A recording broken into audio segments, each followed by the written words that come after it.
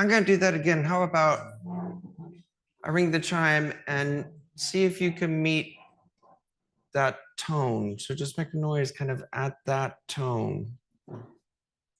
I'm not going to do it because I'm mic'd. I'm going to invite you to see if you can go do an ah at that tone.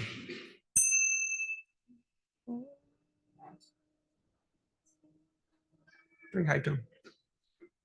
Now I'm going to do it again and do a tune that isn't that tone.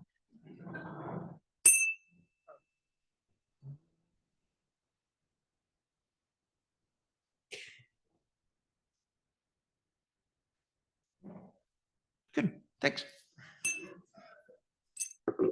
Glad you're here. There's so much going on. There's been so much incredible stuff happening. And I'm always so moved. I get to flit around between conversations and sessions and hear people's stories and hear laughing and playing and creating and thinking and wrestling and trying to connect. And I'm grateful for all that you bring to it. So those of you that were in that last session, I might be a navigator who's probably married to a transmitter, and we probably need to get a preserver. Does he get sticky name tags that I remembered about half an hour before I was going to say, we just hang out with, we find our preservers to come around, we recruit them. Several of you in this room have been that for us. So we've been playing with this idea of transformative storytelling for a few years. And honestly, we were playing with it for quite some time before we knew that that's what it was that we were playing with. We coming back up? It's just doing its thing. All right.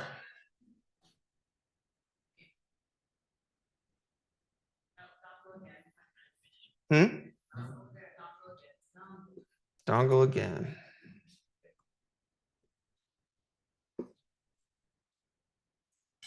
Great, thank you. So for the last couple of years, we've been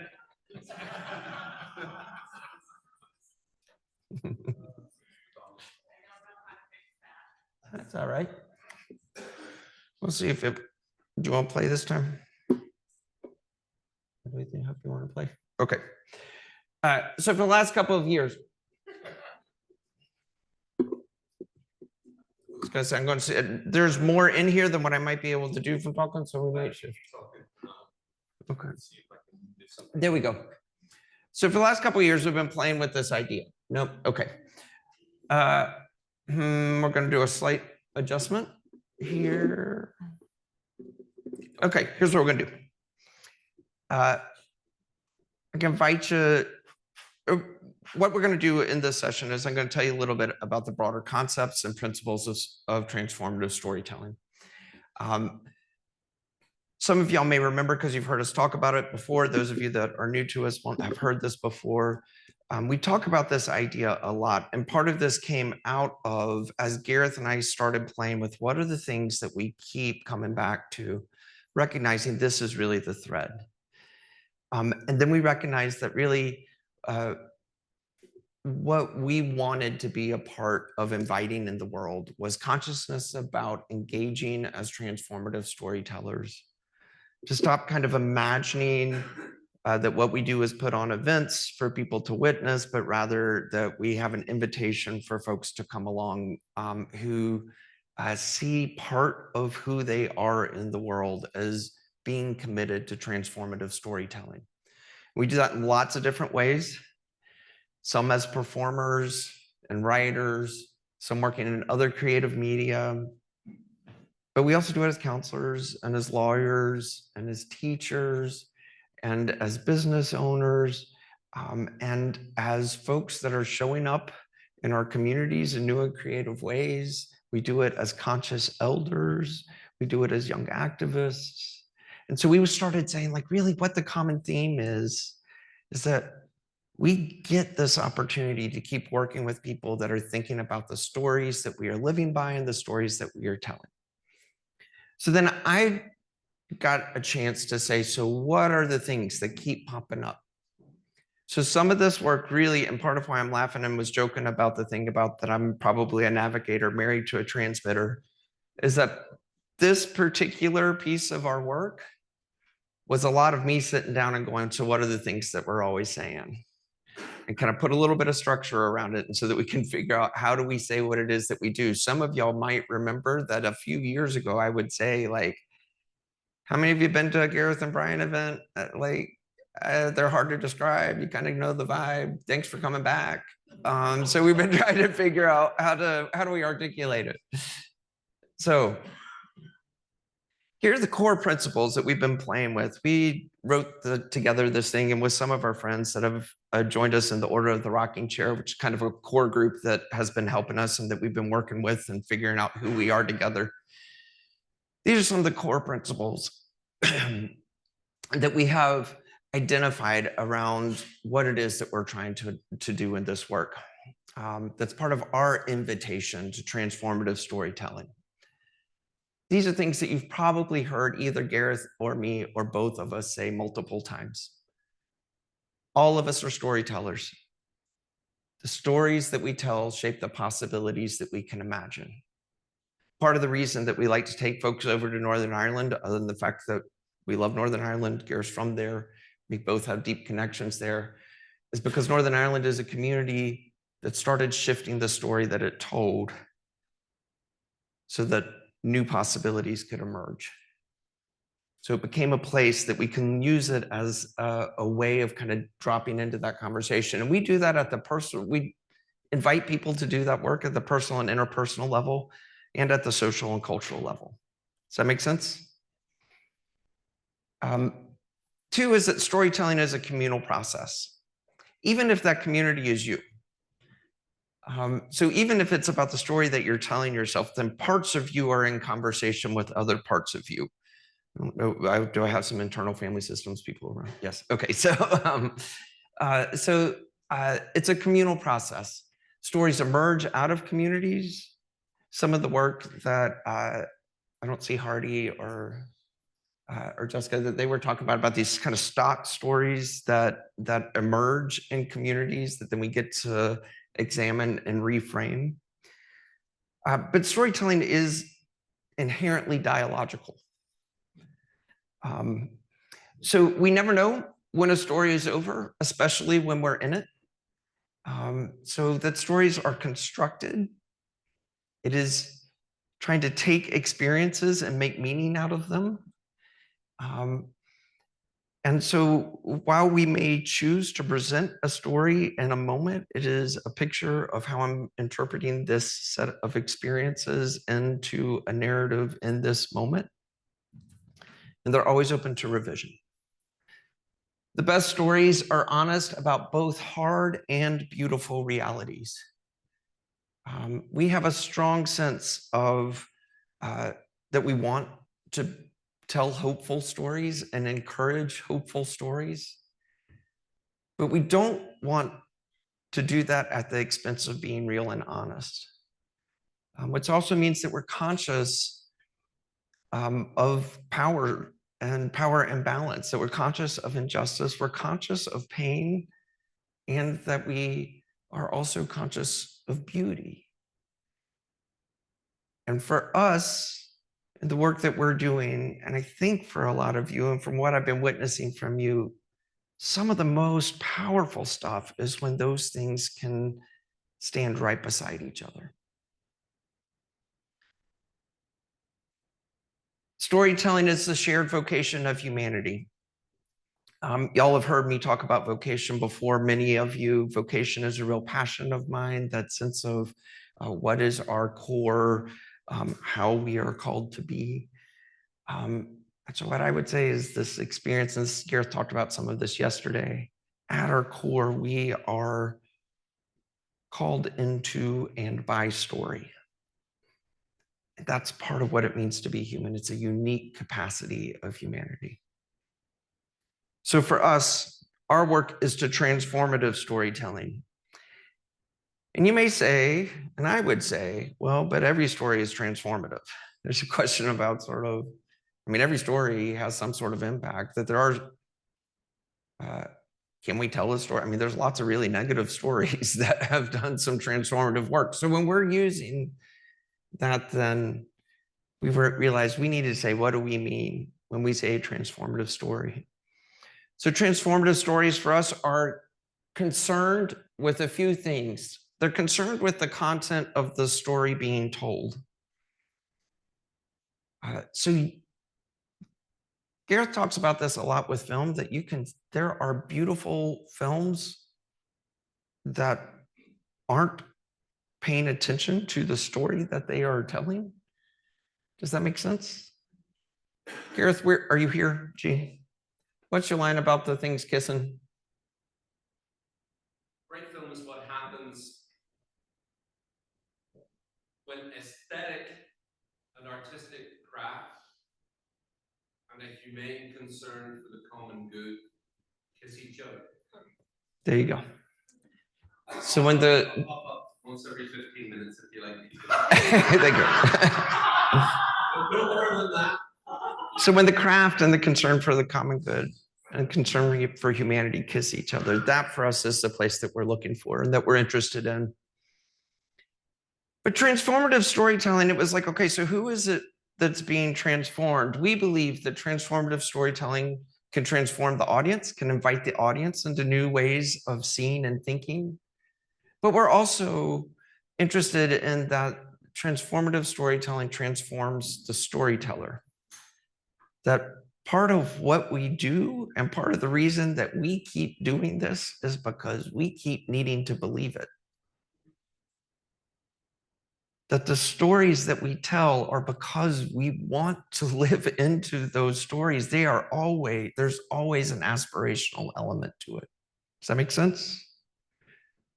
And then thirdly, the transformative storytelling transforms the relationship between the storyteller and the audience, even if that audience is the storyteller themselves. Some of you spend your lives doing this. This is one way, perhaps, to talk about therapy or to talk about spiritual direction or coaching, is to pay attention to the stories that we're telling ourselves. So, a couple of key values that we see in that transformative story is that for us, transformative stories trouble the distinctions between us versus them, particularly in simple binaries, while still taking seriously the reality of injustice and power imbalance. It's a tricky thing to do, to hold both of those there. Because there can be a place where we could say, okay, let's just drop us versus them, and then ignore that there are real power imbalances that are structural and that go on through or perpetuated through systems over time. So the challenge for us is saying, how do we both stretch ourselves and disrupt simple us versus them thinking while still paying attention to real issues of structural injustice?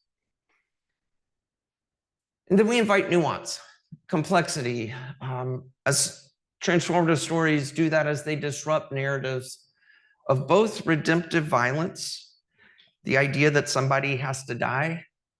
Part of the reason that we were interested in showing the film that we showed last night is because even Sam's own process of storytelling and revising, because we were in conversations with him from the beginning around that, shifted. Initially, or at some point, there was the idea that he would shoot the wise guy. And at some point, he shifted to say, no, actually, the more powerful thing is to reject that story and throw the gun into the water. Right? Now, the original idea is something like if you see the Buddha in the road, kill it. Like, this is a false image of that I have put out here, and I need to reject it. But he managed to then say, wait, but how do I do that without actually participating in the thing that I was seeing as the false story that he is carrying me to?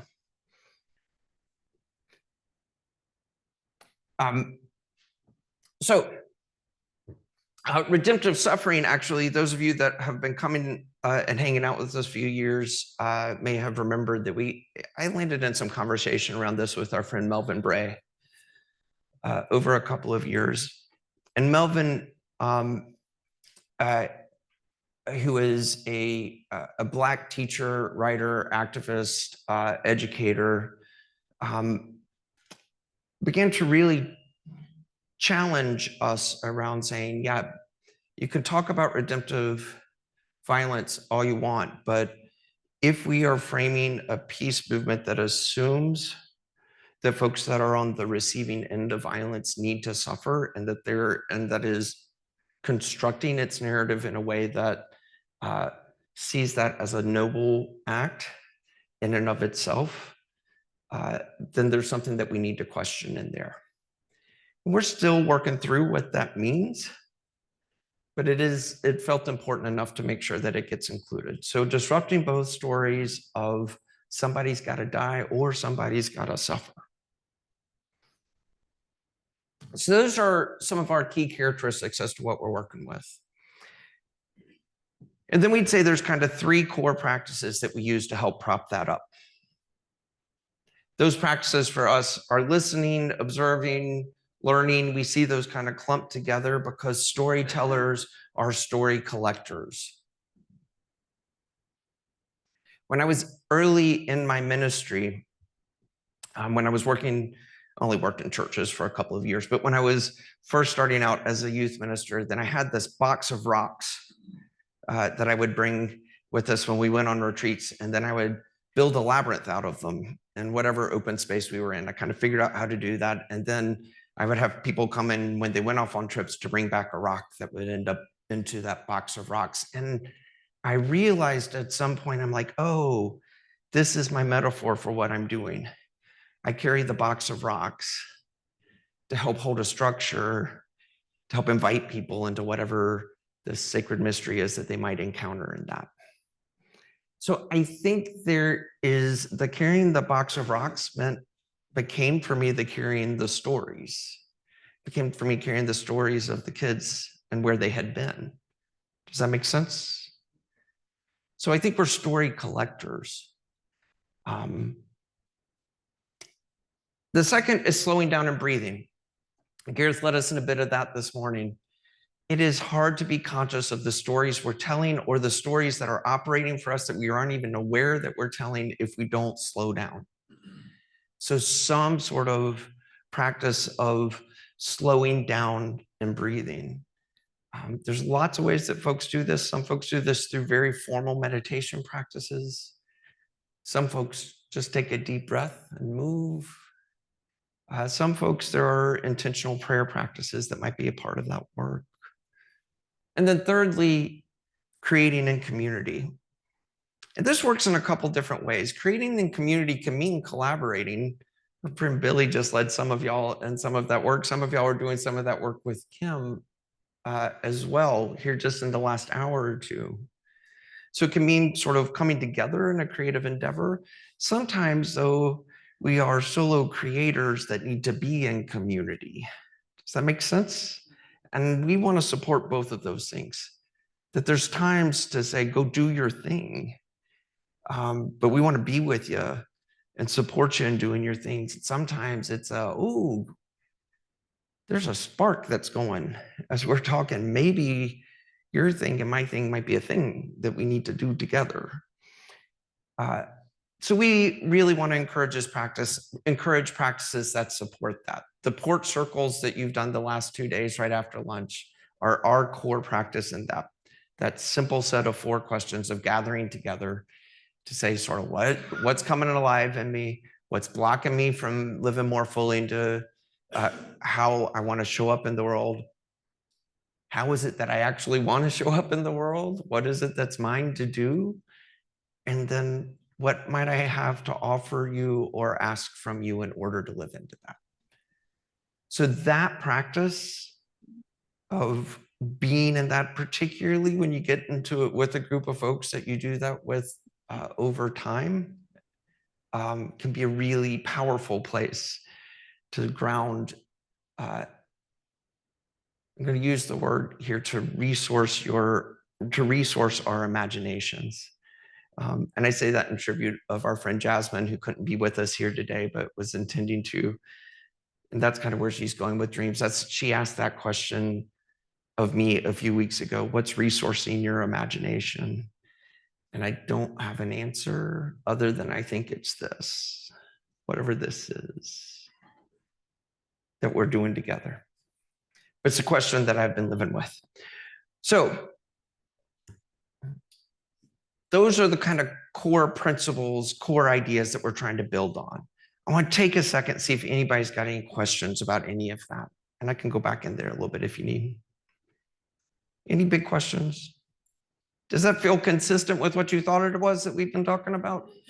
Okay, good. That's good. I'm really glad. So we're going to shift gears because we always sort of struggle when we say that we do storytelling work because some folks expect us to be doing sort of performance storytelling work, and that is part of what we do. Y'all were around on, some of y'all were around on Thursday night. You saw that we do storytelling events. And so there has been some requests for us to kind of lean into that a little bit and to talk about that. I will name at least one of you has done a lot of this before because you were in the room when I played with these same questions a few weeks ago. So what we're going to do is we're going to shift gears a little bit, and we're going to talk about what I do when I'm working with somebody and trying to coach them and support them in doing performance storytelling in the way that we do it. Let me name that that's a real important part, that in the way that we do it, because there's several strands of performance storytelling. So this is sort of what part of what we do is both a particular format and also a particular editorial vision. So the editorial vision, those principles are what we just talked about there. So now I'm going to tell you a little bit about our format and give you some tips into that. But before I do that, I want to invite you to drop into your storyteller self. So I'm going to invite you to stand up and just walk around a minute. Just walk around.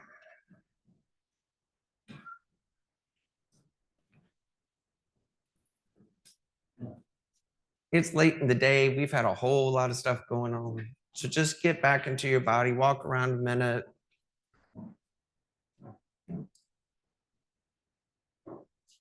And as you're walking,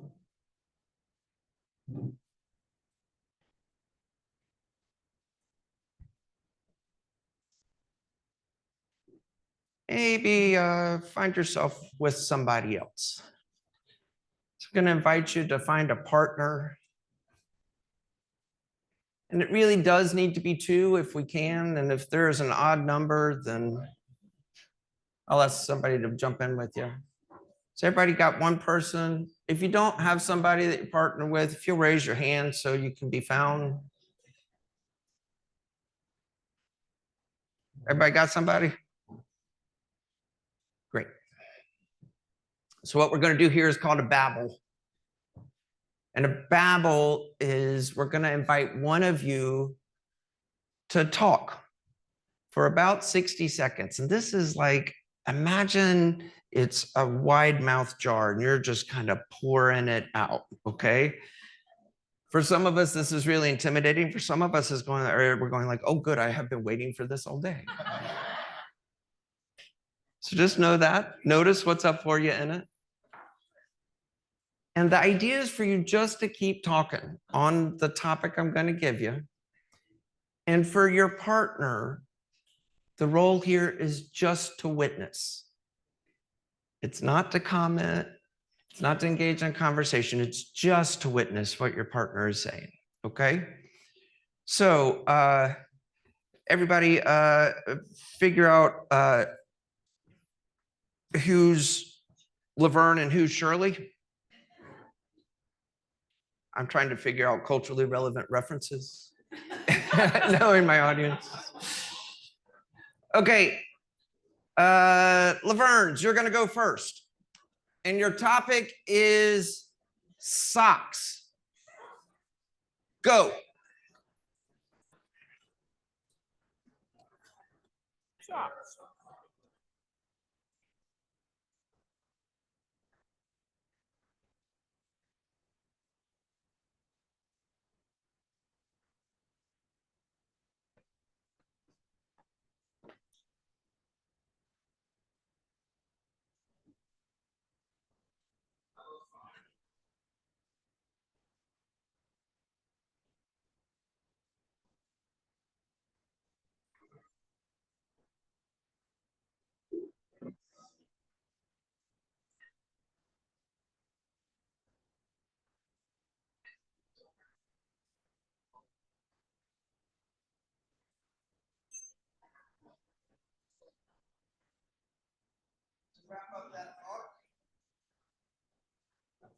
Wrap up that thought.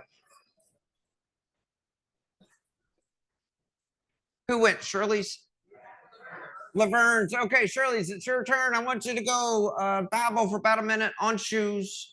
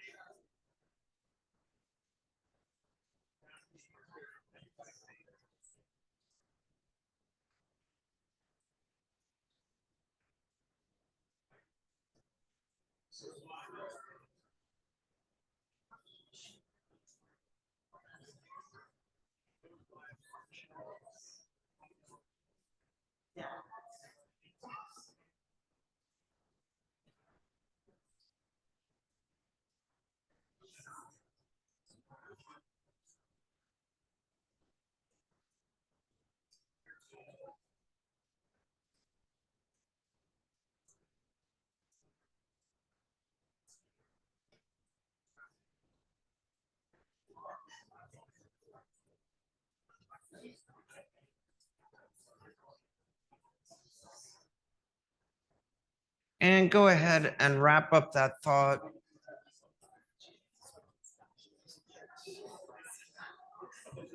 Make sure you know your partner's name.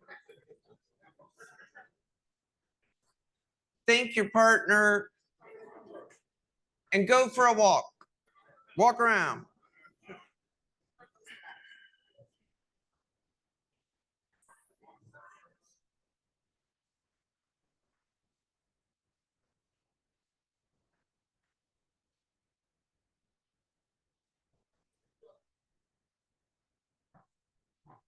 Let's walk around and find another partner. Find another partner. Introduce yourself to your partner. Thank you.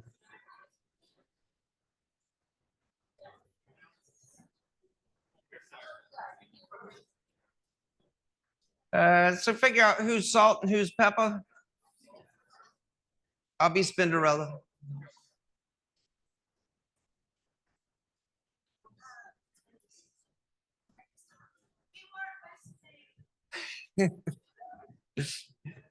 Salt and Peppa. Let's figure out who's Salt and who's Peppa. Okay. All right.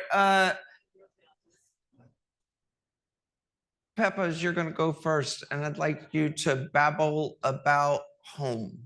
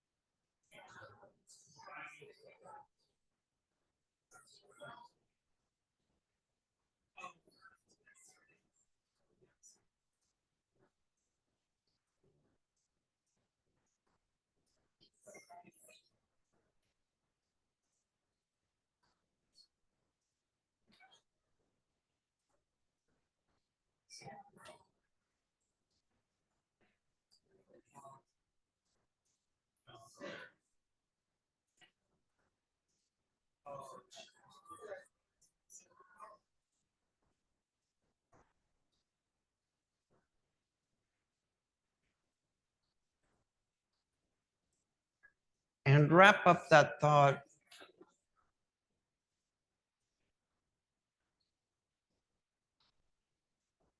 And Salt, your turn, same prompt, home.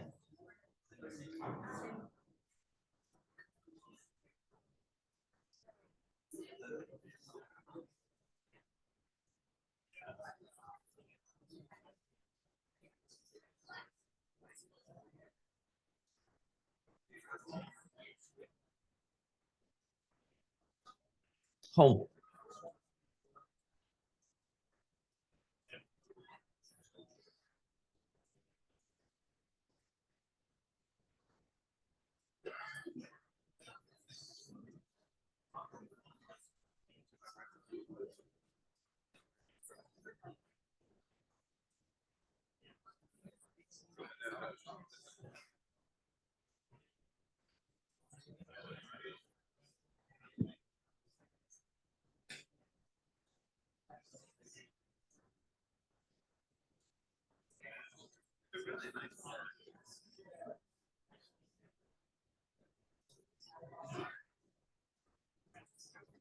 So thank you.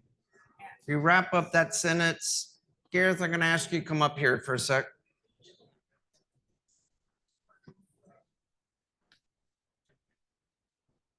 I'm going to invite you to stay with your same partner. Gareth and I I'm going to ask Gareth to help me demonstrate this next piece. So the next thing that you're going to do with this partner is a little activity that we're going to call I Can Tell You About. So what I'm going to invite you to do is to stand actually so you are looking just past the shoulder of your partner in just a second. But this is so that you can hear each other and have some sense of connection. But the invitation here is for you to drop into yourself. And so your partner is going to be there with you both as witness and sounding board. But the energy is really kind of focusing in to drop in to what's yours to tell. Okay. So, and it's going to go like this. It's real simple. You're just going to keep repeating, I can tell you about, and fill in the blank. They don't have to be related, but they can be. Okay. So we're going to demonstrate what that might look like. Okay. So we're going to model for you. You ready, G? Okay. I could tell you about lightning bugs. I could tell you about the first time I met a famous person. I could tell you about snapping beans with my grandmother. I could tell you about picking raspberries in New Zealand. I could tell you about blackberries along the country roads in Northern Ireland. I could tell you about Seamus Heaney's poem, Blackberry Picking. I could tell you about my granddaddy. I could tell you about my Nana. I could tell you about the smell of pipes and asthma. I could tell you about my grandfather's pipe collection. Okay. Get it? Well done. Yeah, real quick. Did you say they don't need to be related? Because that was an impressive very good connection. And we've So never met. we've never met. It's amazing. So they don't need to be related, and they can be. Does that make sense? So if something sparks something, that's great, but you don't need to make it work to do that. Does that make sense? Okay. All right. So go ahead and turn to your partners, and I'm going to give you 2 minutes in this. Okay. Just keep going. Ready? Go.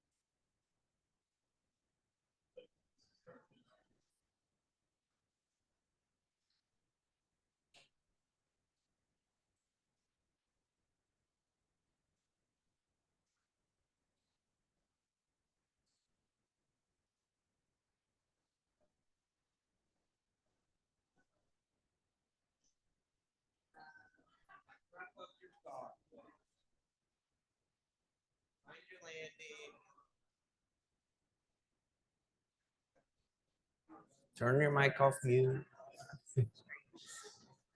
So go ahead and wrap up your thought there.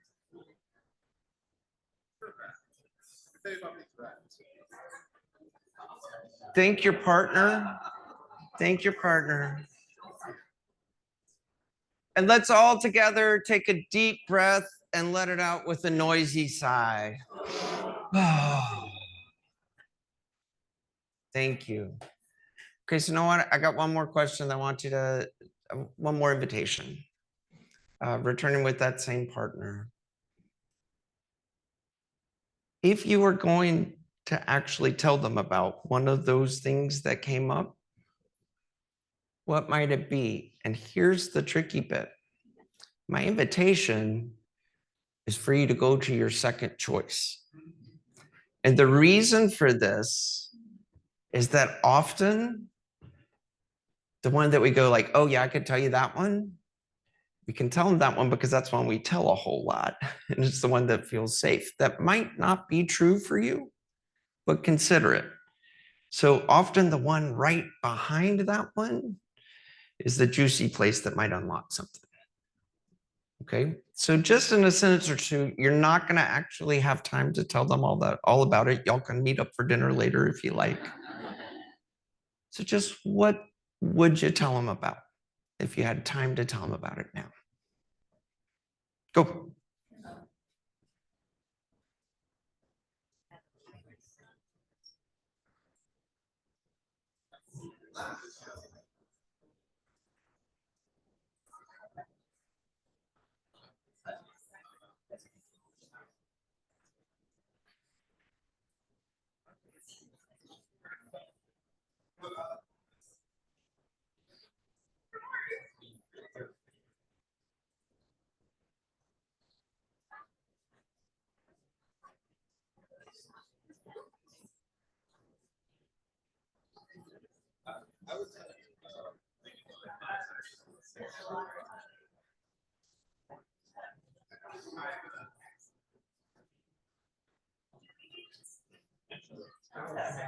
You need both of each other too.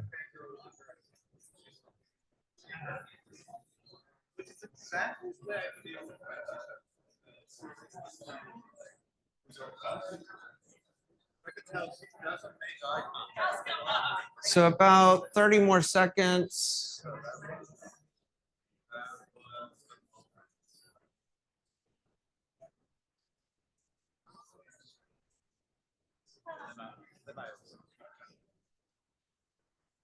Thank your partners, and if you'll return to your seats. Thank you.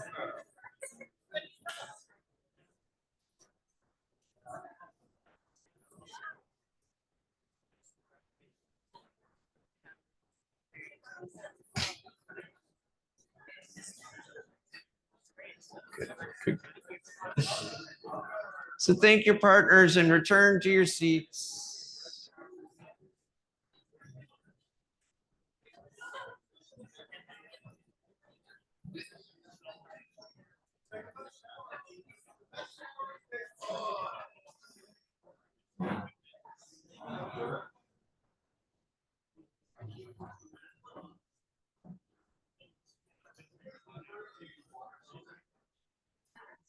Great, great, great.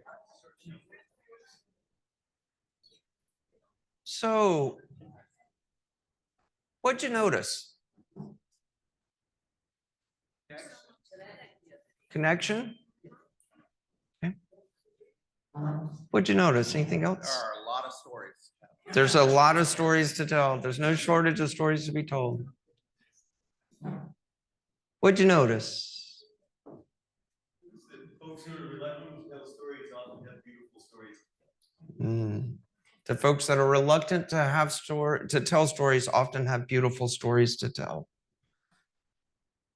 What'd you notice? I was surprised how easy it was. I was intimidated by the idea. Yeah. Intimidated by the idea, but found it very easy and was surprised by how easy it was. Thank you. We are more alike than we are different. There's lots of spaces to find commonality, more alike than different. It's good to have somebody Oh, it's good to have somebody to listen when you're telling a story. Yeah. Yeah. Prompts really help. A little bit of prompting helps. It was fun. It was fun. Those weren't real fancy prompts.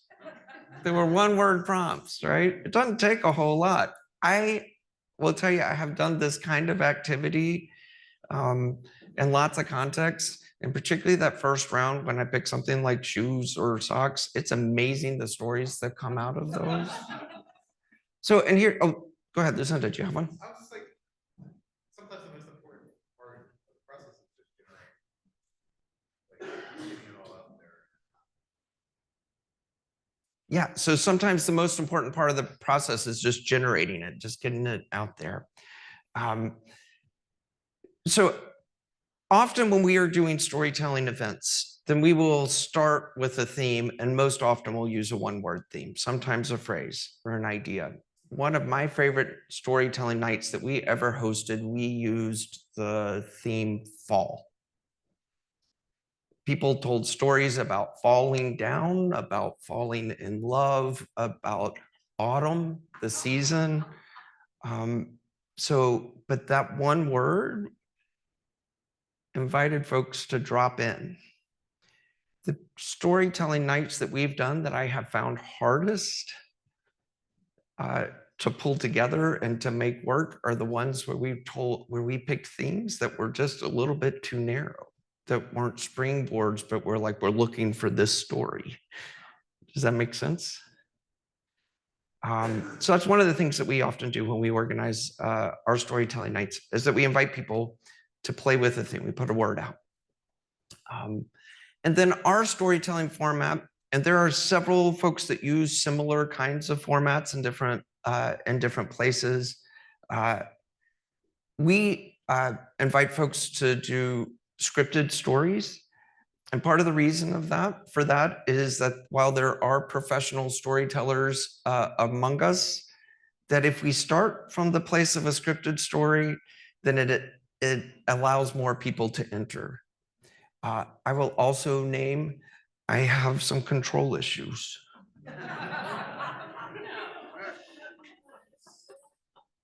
Because part of what we do, we're really conscious about an editorial focus and the kinds of stories that we want told. We want to hear what people are going to say. So, of course, people get up and riff on it. And sometimes we work with folks that we know well, or often we work with folks that we know well and we trust their gut as to where they're going. But by and large, it's a helpful thing for us to be able to say, like, hey, where are you spending this? Because we're really conscious of the environment that we're wanting to create. So that helps us do that. And like I said, it's a lot easier to stand up and work from a script. There's still style that comes from that. There are storytelling events, like Moths intentionally doesn't do that, right? There are storytelling styles that really don't. We have people that we trust. If we've worked with a storyteller a few times that wants to try and work without a manuscript, then if we know that they know where we're going, then we'll give them that and just say, yeah, help me think through what it is that you're going to do so I know where to put you over the course of the night. So we go for 10 minutes. Needs to be true. It needs to have happened to you. So for our storytelling nights, the invitation is to speak from your own life. There are other storytelling events that tell like ancient myths or that are work with folk tales. What we're really interested in is saying like, hey, give us a little bit about who you are and speak in your own voice. And true may or may not always mean factual. Folks need to sometimes play around a little bit. So here are some tips that I use when I'm working with folks who are trying to develop a story that they might use with us. Stories have a beginning, middle, and end, not necessarily in that order. So that's an invitation to be conscious of structure, but not to be confined by it, right? Sometimes bringing something that happens starting in the middle, right? This is, y'all remember in media ray from high school English somewhere. So it can be really useful, but you want to find a foothold. Kim, when you're doing an improv scene, what do you want to make sure that you're doing when you're stepping out on stage and initiating? That first line. Sorry. Yeah. So you want to give the folks enough to join in with you in the story. So often when you're working in a troops setting and an improv thing, then like what you need to do is establish sort of within the first 2 or 3 exchanges who these characters are, where they are, and what they're doing, right? Because then a scene can work from that. So you want to do the same thing in a story with your audience. You want to say like, okay, I'm inviting you into this place. This is who I am in this place. This is what we're going to be talking about. Does that make sense? So you want to get them that up front. So paying attention to that first sentence is really important. The last sentence, I think, is this is a place, y'all remember there was this trend, I guess musicians will know this better when this was happening more than I do. I remember as a kid that sometimes there would be the pop songs that just faded out at the end. What's that? Every ZZ Top song. And that can be an intentional choice. And if you're doing that, and I think right now, if anybody were to do that, it would feel like an intentional choice and a reference to something. But often we just sort of end up with like fizzle out. Thanks. Good night. So I really invite folks to pay attention to the last sentence. What do you want folks to feel and experience in the last, as they walk away from your story? What do you want them to hold on to? And what do you want them to be feeling as much as what you want them to be thinking? So if it needs a soft landing, give it a soft landing. If it needs a hard landing, cut it off. So be conscious of those first and last sentences. You can get a little muddy in the middle and get away with it, but the first and last sentences feel important. Work from managed authenticity. Do you remember who said this? This was one of your classmates, Megan. We were talking, Gareth was teaching up in Pittsburgh, and I came in and did a session. And it was a bunch of preachers, not everybody, but there were a bunch of preachers in the room. And somebody was talking about managed authenticity in preaching. But this is a tricky piece. And often one of the things that I find when I go to storytelling events, I can't always tell who's a first-time storyteller, but some stories I can definitely tell it's their first time because they come out and they tell their most vulnerable truth immediately in a way that they aren't necessarily ready to hold or to know how to hold with a room and to hold that room. There are places that's really important. I am real big on like sometimes you need to go ahead and say the hard thing. I'm also really conscious in performance storytelling that you need to be conscious of what you are stepping into yourself and what you are inviting other people into. So you need to both be able to hold you and hold the room if you're going to do it. There are other contexts that are speak outs. That's a different container than the container of a storytelling event. Does that make sense? Have you ever had that experience?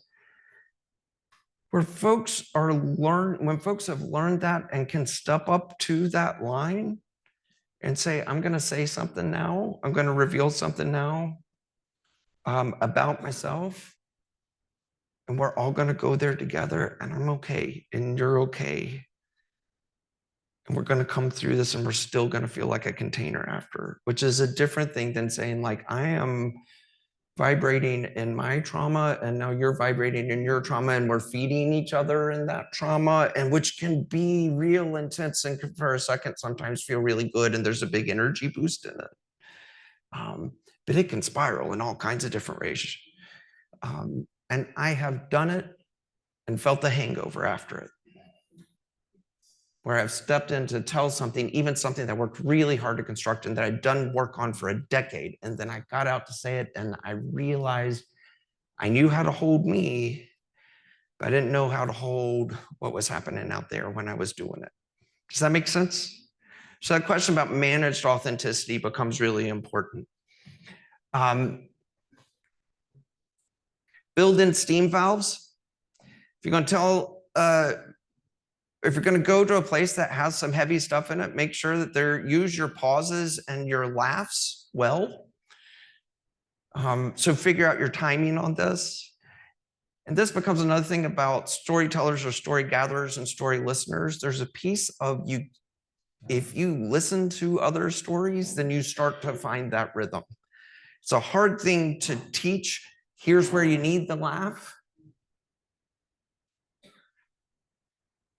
But those of us that feel like we intuit it, mostly we are mimicking having seen it done well. Does that make sense? I keep asking that question. I'm asking that a little too much today, but that's part of it. But give folks a chance to breathe. Last thing, this next one is this is the Chanel rule. Look in the mirror, take one thing off. Like as you're going out the door, look in the mirror and figure out like, okay, I have one accessory too many, and take that one thing off. Gareth and I joke about this all the time. If you ever, I'm a little nervous to tell y'all this because y'all see us do public events. If you ever see me in the back of the room scratching my forehead like this, that means, okay, that's the fourth rabbit hole. And they're all really entertaining and I have lost the plot. And because I'm someone that loses the plot really quickly, sometimes Gareth goes, everybody else has the plot. And just looks at me and keeps going. And then sometimes that is totally the right call. And sometimes he's like, oh, right. I got distracted from my own story because that was really funny where I was going, right? He does the same thing to me. I just have written it out and handed it to him first. So avoiding too many rabbit holes. So sometimes an embellishment's great. And it gives you the laugh and it gives you the space that helps the story flow. You get too many of those and it's hard to track where the story's going, you can lose it. And then lastly, let the story do the work. Those of us, particularly those of us that have grown up in traditions where preaching is part of our culture, have a really hard time with this one. And I will say, because I come out of that world, it's the hardest thing that I've had to learn in doing kind of performance storytelling. And it is the folks that we have that tell stories that have the hardest time with it are preachers, because we're really good at anecdotes to support a point, right? So it's like, hey, here's this powerful story. Now let me explain to you what it was that I just showed you in this powerful story and what I want you to take away from it. And there's a comfort to that, a bit of a security, right? Because I make sure that I got you to where I wanted, but in performance storytelling, trusting that the story can do the work and that the audience can go there, and trusting your audience to get to where you're taking them is a necessary skill to develop. Does that make sense? If next time I say, does that make sense? I want everybody to go, blah, quit saying that. Sorry, that's my nervous tick. Okay. All right. So those are our big tips. So here's what we're going to do.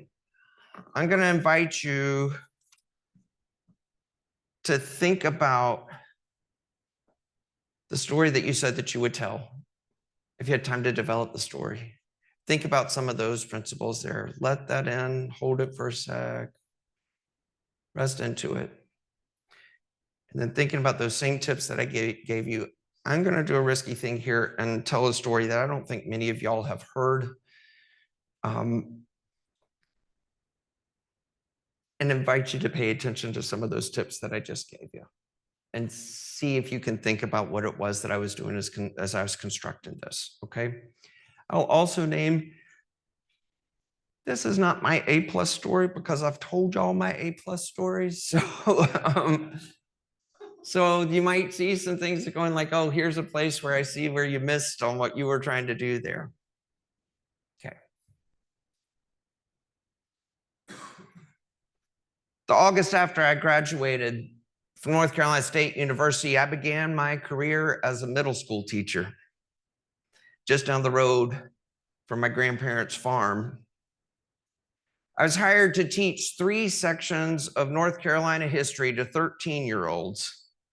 I worked diligently through the last weeks of the summer, preparing carefully constructed unit plans and cautiously discerning how much I could get away with pushing the boundaries when talking about my home state's complicated past. What version of the story of colonialism and genocide could I speak without landing myself in the principal's office? I was an idealistic yet pragmatic educator and knew that my position in the community was tenuous. I'd moved back to the area to be closer to my then boyfriend who worked at a nearby college. I'd been a rather outspoken activist in my undergraduate years, and particularly towards the end of my studies, have become pretty visible in the LGBT community in our capital city. This was still the early days of the internet, when relocating to 2 hours drive still provided a bit of anonymity. There was no protective legislation I could count on to prevent job discrimination in North Carolina in 1995. And even now, it's more of a patchwork of local policies. Really, all that would have been necessary for my removal from the classroom was one angry parent who caught wind of my relationship. So I determined how much compromise I could live with, vowed never to pretend to be straight, and hoped that the Clinton-era culture of don't ask, don't tell would be enough to allow me to do the job I so desperately wanted to do. It took just 8 weeks after the school year began before I was indeed called into the principal's office. I was terrified. She had a worried expression on her face. There's been a complaint, she told me. My heart sank. It had happened earlier than I'd expected, but I thought I was ready for what would come. Why don't you say the Pledge of Allegiance? She asked. What? I responded, somewhat relieved, though now concerned for a whole other reason. One of your students told her parents you don't say the Pledge of Allegiance. Why? I didn't know I was required to. It's a standard practice. It was a standard practice at that school, as it is in many schools, to begin each day with students standing, putting their hands over their hearts and turning towards the flag in the corner of the classroom while reciting words they had been taught to memorize, but with little attention paid to their meaning. I stood quietly behind my desk through this ritual, my desk that I'd put in the back corner of the classroom because I kind of hated sitting behind it. Look, I just need something to tell the dad, she said. He's afraid you're a card-carrying communist. 50 years after McCarthyism and the Red Scare, I had dozens of reasons for not pledging allegiance to that flag. Though, despite my left-leaning politics, membership in the Communist Party was not among them. It's a religious thing, I offered, which was at least partially true, and I hoped a safer response than a diatribe about genocide, racism, imperialism, homophobia, and 100 other beefs I had with my country when I was 22. I just can't place my allegiance to a nation over my commitment to God. Well then, that's not what I expected to hear, she said, but it'll work.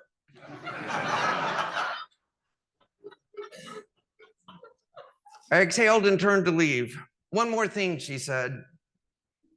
I need you to move to teaching the academically gifted English classes. Can you start there on Monday? As it turns out, contrary to popular opinion, academically gifted students are not necessarily teacher pleasers. Anyone who has ever taught knows that they're actually often a big pain in the ass. They ask hard questions and tend to buck authority. And this particular group had already run off 2 senior teachers in 3 months.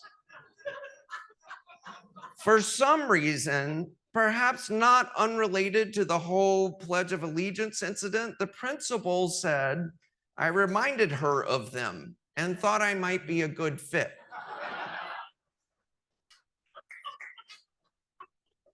And apparently good fits for this lot of clever, opinionated, and rebellious adolescents were harder to find than someone who was willing to regurgitate a sanitized, whitewashed, and I mean that literally, history of our fair state. And so it came to pass that I became the gifted education specialist. I dusted off the only materials I had easily accessible on short notice for teaching an English class, which happened to be the unit I prepared for my undergraduate teaching methods course, built entirely around the work of 3 radical Black lesbian poets. That's right. I was teaching Audre Lorde to middle school students in Southern Iredell County in 1995. So on Monday, I entered my new classroom and I placed a Winnie the Pooh figurine on my desk. It was a gift from my then boyfriend, who both looked like and acted a bit like Pooh. I do have a type.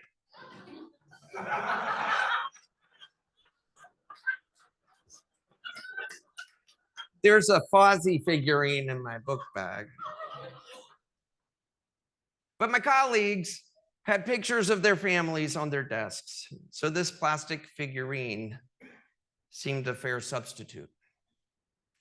Bobby, the first of my new students to arrive, entered the classroom with a flourish. He was fond of a grand entrance. He lifted the figurine from my desk saying, "Oh, ain't that cute?" while rolling his eyes. I swallowed uncomfortably as he found a seat. I knew of Bobby. Everyone knew of Bobby. He had been credited as the chief reason why my 2 predecessors had quit. Bobby was, in short, a sissy. Imagine a Leslie Jordan at age 14, complete with a Southern drawl. His strategy for navigating what in any other school would have made him a target had been to become the biggest bully in the school himself. He was mean and defiant. 30 seconds into our first interaction, he'd sized me up and like spotting like, rather than seeing me as a potential ally, he determined that it would be necessary to destroy me. His safety and social standing was dependent on making sure everyone around him knew that he hated the young, earnest teacher who wasn't passing for straight either. And so it began. Every chance he got, he dropped an innuendo into class discussions. And each day, as he left the room and entered into the crowded hallway, he'd shout, "Gay!" or "Homosexual!" at the top of his lungs. He knew full well I wouldn't chase him. I sure wasn't going to confront him. The risk was too high. He had me in a bind. If I called him out, I would either draw more attention to what everybody already suspected about me, or I'd have to pretend that I believed there was something wrong or inherently offensive about those words. So I stood in my door quietly and averted my gaze.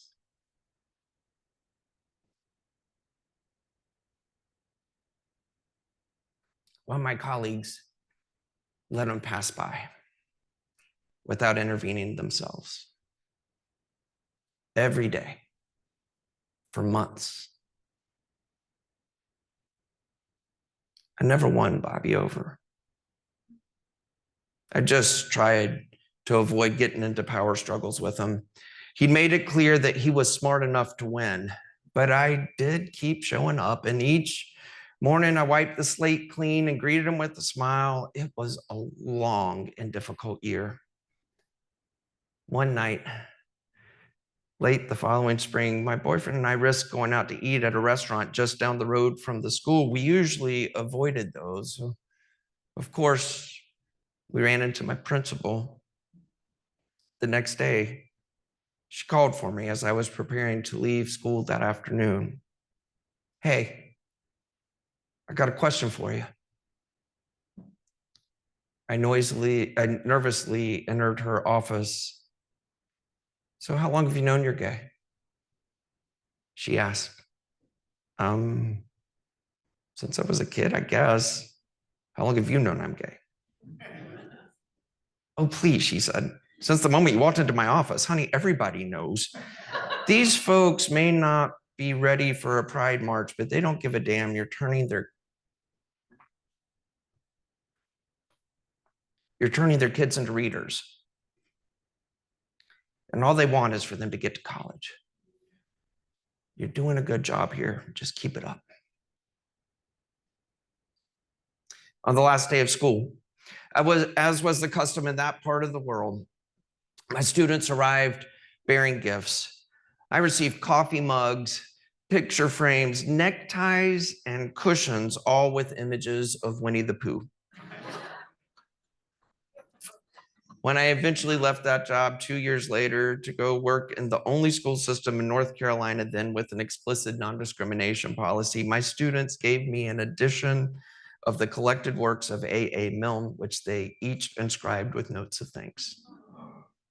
I still have it.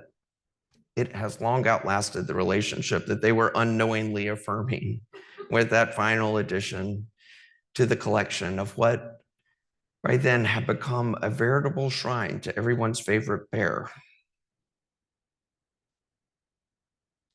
So 4.5 years ago, sometime in the middle of the night, I woke to find a note had arrived via Facebook Messenger.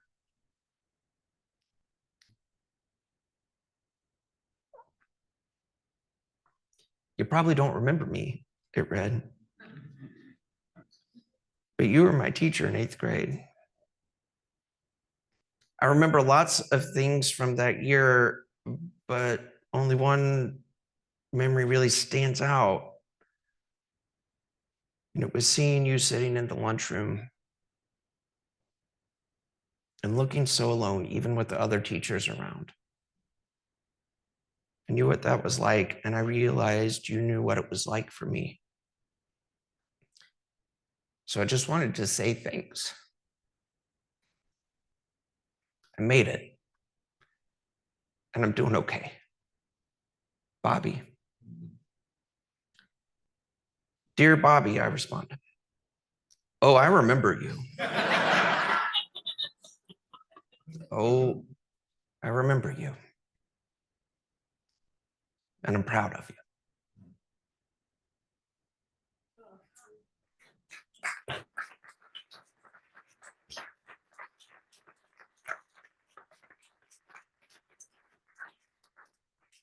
We got a slightly late start. The intent was then to invite you to kind of go back, but I hope you can see the things that I was trying to pay attention to about first lines, last lines, setting the stage, figuring out how we wanted to end the point, the consciousness about trying to give some steam valves, places to laugh, places for me to catch my breath. I was surprised I got choked up reading that one. I've done it 2 other times before without doing it, but y'all know me, I get choked up.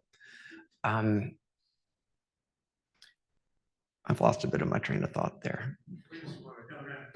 Oh, thanks. So this is what I want to say. Go out and tell stories. If you're someone that can figure out how to invite some other people to tell stories, go out and do storytelling events. They're not that hard to put on, and we'll be happy to help you. Reach out to us. The thing that we have found, we started doing our Porch storytelling nights in January of 2017. For some reason, we were feeling tense. that January. And what we've heard over and over again is that there was something that happened in the space where people could just show up and see each other. And it is wonderful to hear professional, polished storytellers, but it is real powerful to hear somebody that you have known for years or that you've never met, who is never someone who picks up a mic, come up and give you 10 minutes of their truth. So thanks for being on this journey with us. Thanks for living lives as transformative storytellers. Go eat dinner and come back. I'm going to talk a little bit more. All right. We'll see you in a bit.